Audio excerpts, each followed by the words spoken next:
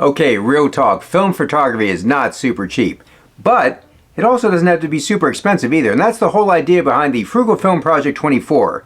Grab a film camera under 75 bucks, get yourself 12 rolls of cheap film, and then shoot one roll of that cheap film each month through your cheap camera, and then post your results to the Frugal Film Project 24 Facebook page. Now that all sounds well and good, but can you still find film cameras for under 75 bucks?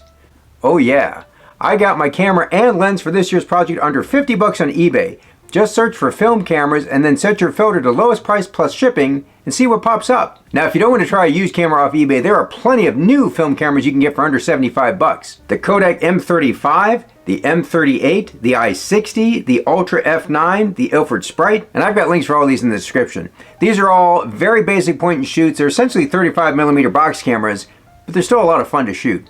Another place to find cheap cameras would be estate sales. Sometimes you can get them from your family members for free, so ask your parents, your grandparents, your weird uncle. Alright, maybe not him, but you might be surprised at what they're willing to give you. Okay, if you found your camera, great, but you still need to buy film, and everybody knows film is super expensive now, right? Well, yes and no. If you're buying Portra or Ektar or Cinestill film, well, you're going to be paying double digits. But I just found this Kodak Ultimax for $7.99 in my local Walgreens. If you want to go even cheaper, try black and white.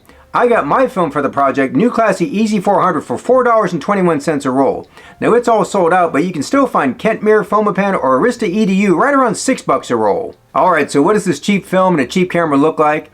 Well, I'm going to share with you right now some images from my most recent roll of New Classic EZ400 and my Canon Rebel TI. Stick around after the images and I'll give you one more tip for saving money with your film photography.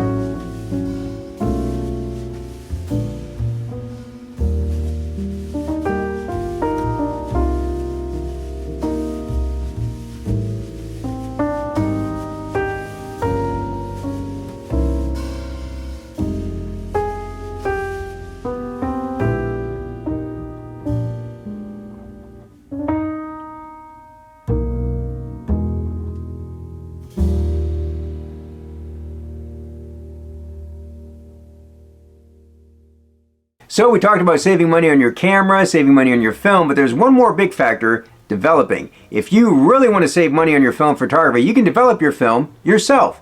Now you've got to buy some supplies to get started, a tank, the chemicals, maybe a dark bag. So if you only shoot a couple rolls a year, it probably doesn't make sense to develop yourself. But if you shoot a roll each month for the project, you'll be able to recoup your costs before the project's over. I can develop a roll of color film for just over $1 and black and white's less than $1. If you're worried about messing it up or not being able to do it, I'm here to tell you, if you can follow a recipe, you can develop film. Now if you don't have a lot of money to buy a nice scanner right away, you can always start with your phone, or if you've got a light source and a macro lens, you can use your digital camera. If you want to see more tips on having fun with your film photography without spending an arm and a leg, make sure you subscribe to the channel. At the time I'm recording this, I don't have any paywalls or charge memberships, so you have access to all my film photography content, now over 300 videos, completely free.